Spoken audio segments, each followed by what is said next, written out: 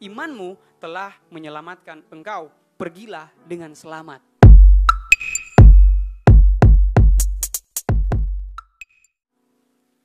Teman-teman yang luar biasa, saudara-saudara yang luar biasa dalam Tuhan, yang saat ini sedang mengikuti ibadah pada malam hari ini, satu pertanyaan yang akan saya sampaikan kepada kita semua. Dan teman-teman, saudara-saudara boleh jawab dalam hatimu sendiri.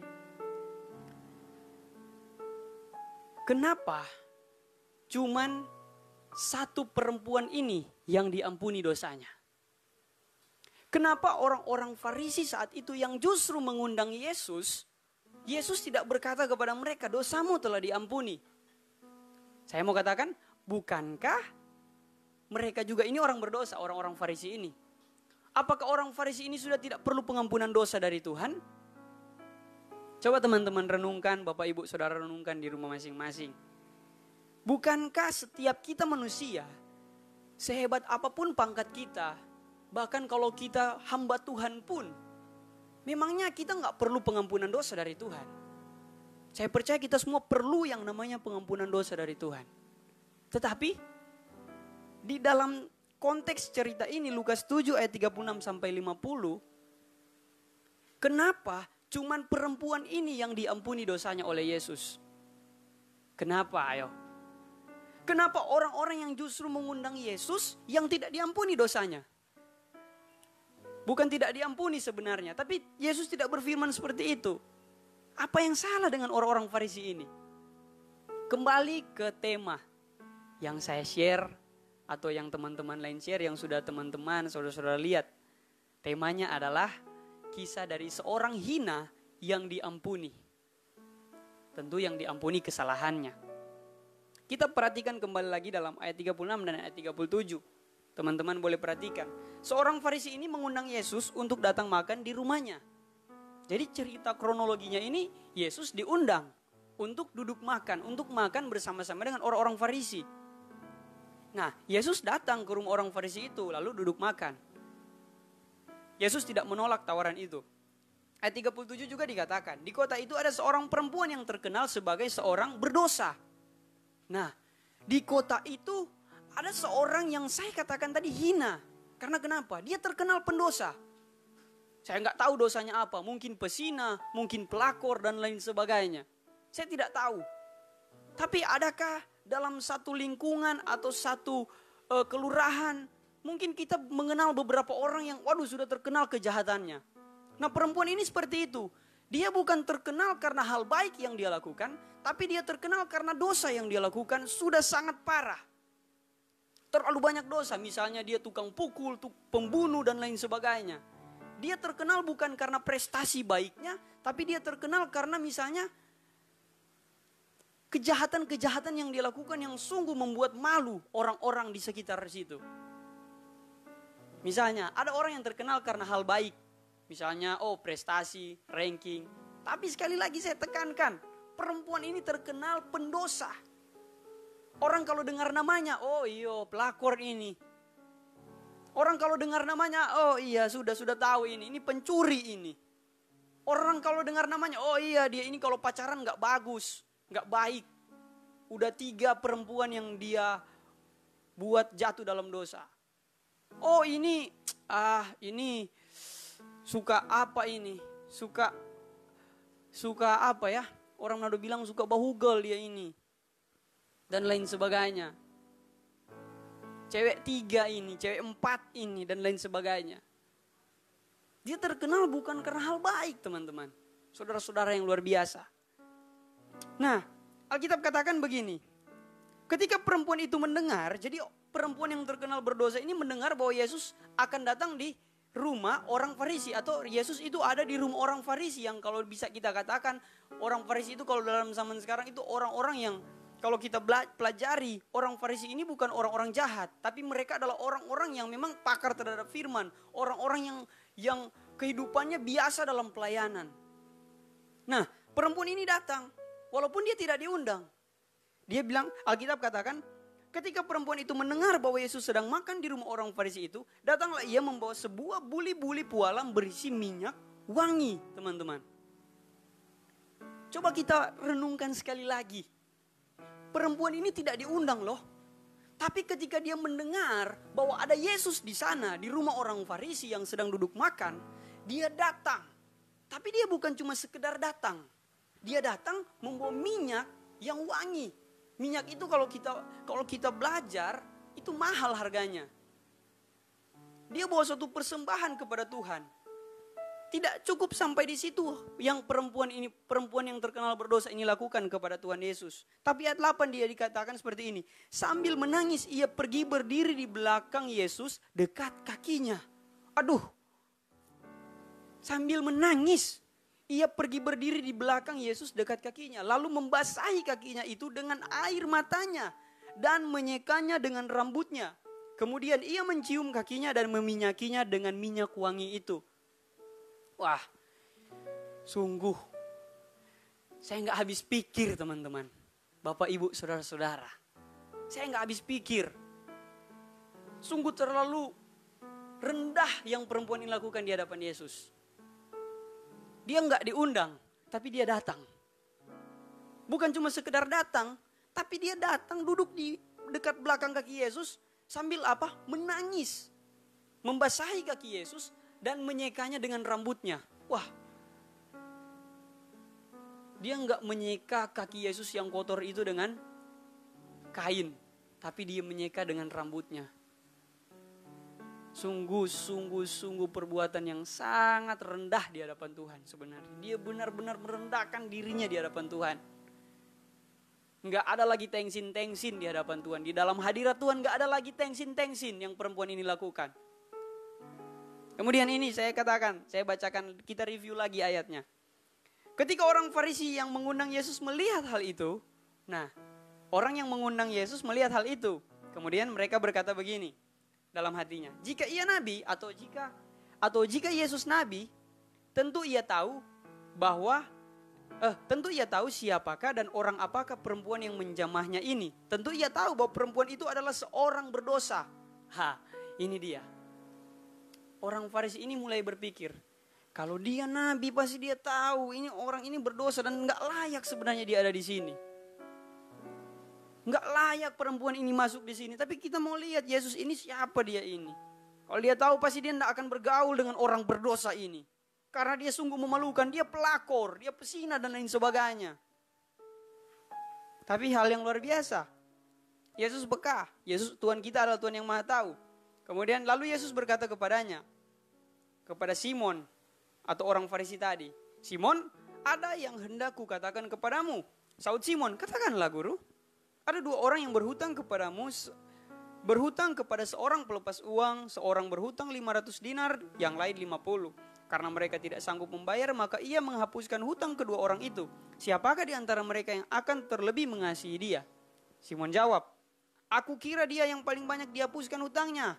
Kata Yesus kepadanya, betul pendapatmu itu. Nah, ayat 44, perhatikan teman-teman, boleh dengarkan. Atau kalau teman-teman saat ini lagi buka Alkitabmu. Dan sambil berpaling kepada perempuan itu, ia berkata kepada Simon, engkau lihat perempuan ini. Jadi misalnya Simon lagi bicara begini. Kemudian Simon berpaling, engkau lihat perempuan ini. Maksud Yesus berpaling, lihat perempuan ini. Ini bukan perempuan, ini Henry. Henry Malalantang namanya. Kalau ini Melsindo Tangel, follow Instagram di bawah ini. Bercanda. Nah, jadi Yesus berpaling, Yesus katakan, engkau lihat perempuan ini. Nah, kemudian Yesus bilang begini, aku masuk ke rumahmu, namun engkau tidak memberikan aku air untuk membasuh kakiku. Tetapi dia membasahi kakiku dengan air mata dan menyekanya dengan rambutnya. Yesus mulai memuji perempuan ini. Kemudian ayat 45, Yesus tegaskan lagi kepada orang Farisi yang mengundang Yesus. Engkau tidak mencium aku. Tetapi sejak aku masuk, ia tiada henti-hentinya mencium kakiku. Kaki Yesus dicium. 46, engkau tidak meminyaki kepalaku dengan minyak. Tetapi dia meminyaki kakiku dengan minyak wangi. Sebab itu aku berkata kepadamu, dosanya yang banyak itu telah diampuni. Sebab ia telah banyak berbuat kasih. Tetapi orang yang sedikit diampuni, sedikit juga ia berbuat kasih. Lalu ia berkata kepada perempuan itu, dosamu telah diampuni. Dengan spontan Yesus berkata, dosamu diampuni di hadapan orang-orang Farisi. Apa respon orang Farisi? Ayat 49. Dan mereka yang duduk makan bersama dia berpikir dalam hati mereka, siapakah ia ini sehingga ia dapat mengampuni dosa? Mereka timbul pertanyaan dalam pikiran mereka. Siapa dia ini? Siapa dia ini? Orang Nado bilang. Siapa dia ini? Sehingga boleh mengampuni dosa. Dengan kata lain, emangnya dia Tuhan? Padahal dia memang Tuhan loh. Ayat 50, tetapi Yesus berkata kepada perempuan itu, imanmu telah menyelamatkan engkau, pergilah dengan selamat. Guys, Bapak Ibu, saudara-saudara yang luar biasa dalam Tuhan. Orang Farisi tidak diampuni Tuhan pada saat itu. Bukan karena Yesus tidak mau mengampuni mereka. Karena ada hal-hal yang mereka lakukan. Sehingga kasih karunia itu gak bisa masuk dalam kehidupan mereka. Apa sih yang mereka lakukan? Mereka ragu terhadap Yesus. Mereka gak percaya bahwa Yesus itu adalah Tuhan. Itu sebabnya ketika Yesus berkata kepada perempuan yang berdosa, dosamu diampuni. Mereka berkata, siapa dia ini? Itu sebabnya Tuhan tidak berkata juga pengampunan dosa kepada orang-orang Farisi itu. Padahal mereka yang mengundang Yesus.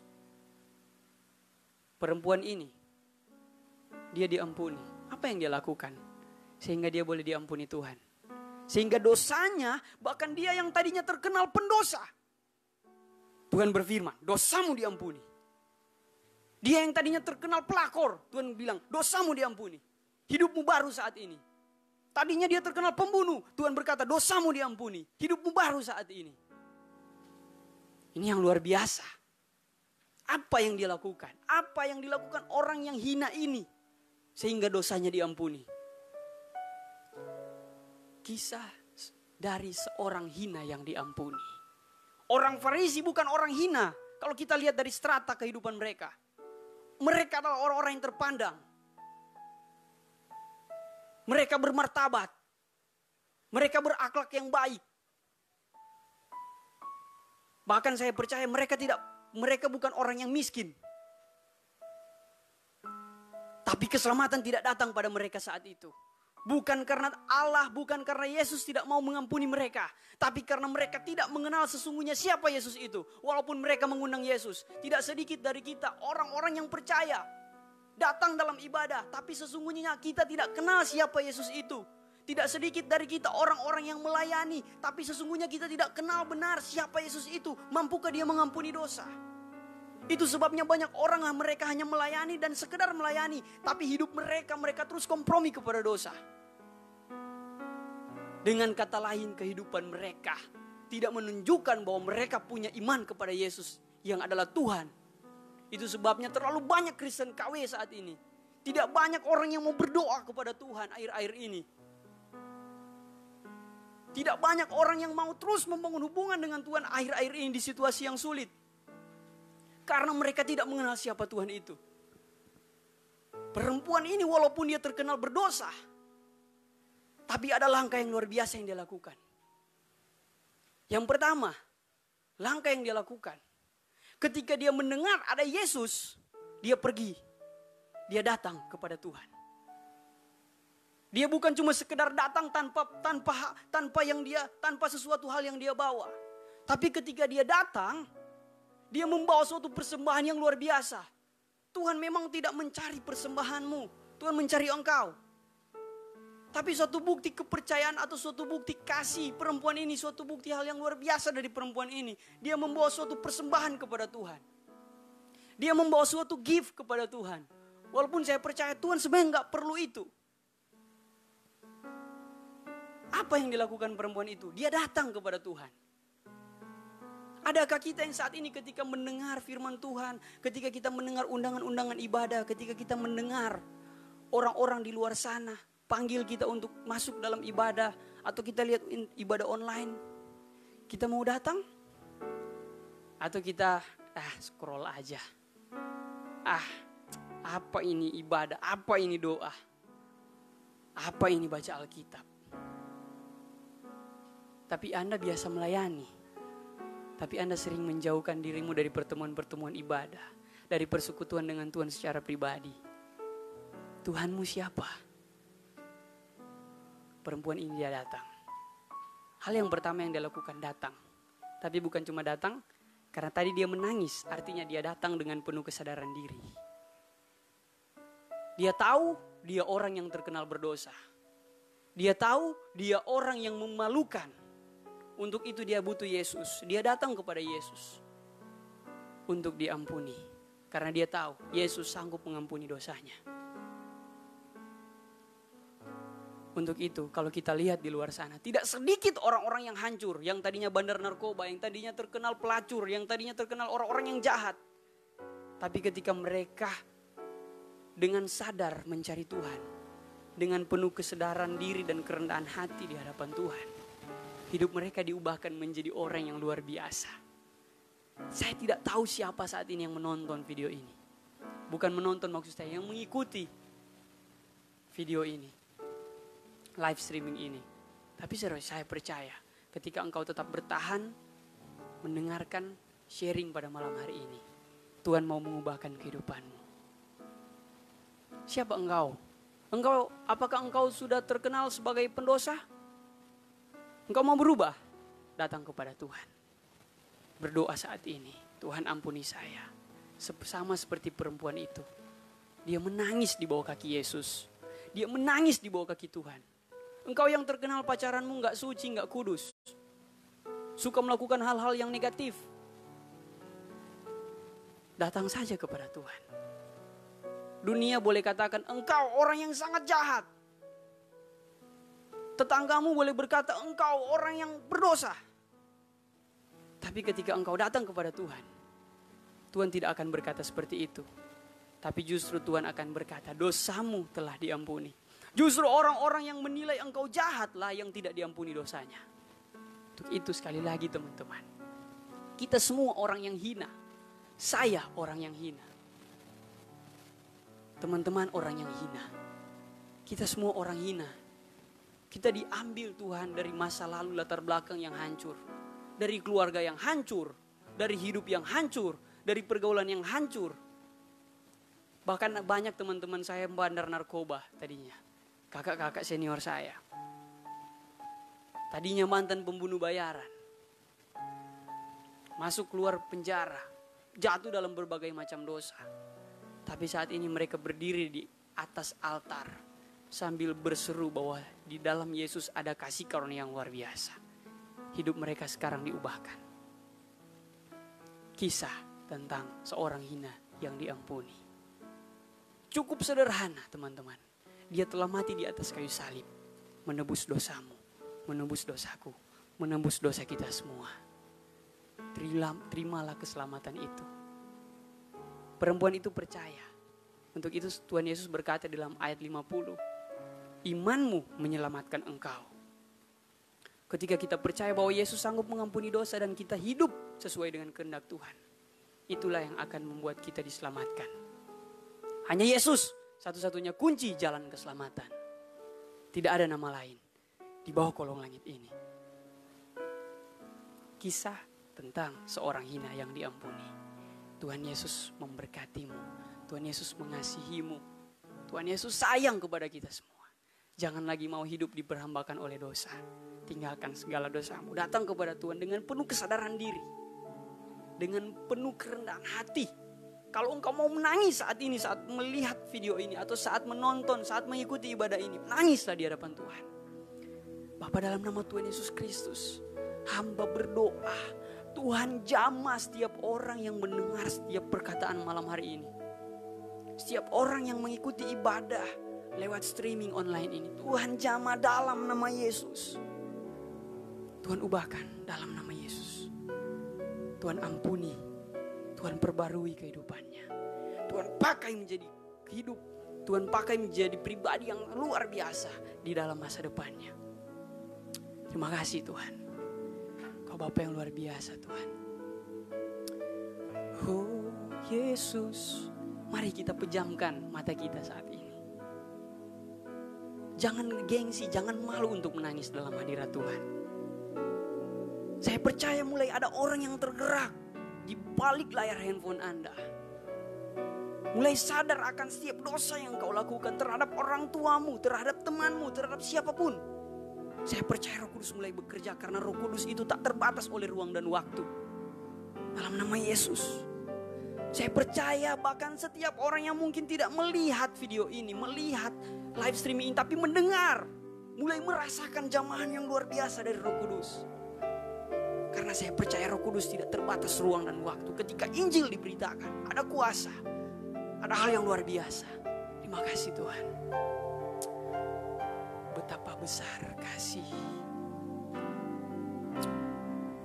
Oh Yesus, betapa besar. Amin. Kasih pengampunanmu Tuhan. Tak kau pandang hina hati yang hancur Tuhan. Kau mengasihi kami. Kami orang yang hina. Saat ini hati kami hancur di hadapan-Mu, menyadari setiap dosa kami Tuhan. Ku berterima kasih. Berterima kasih kepadamu ya Tuhan.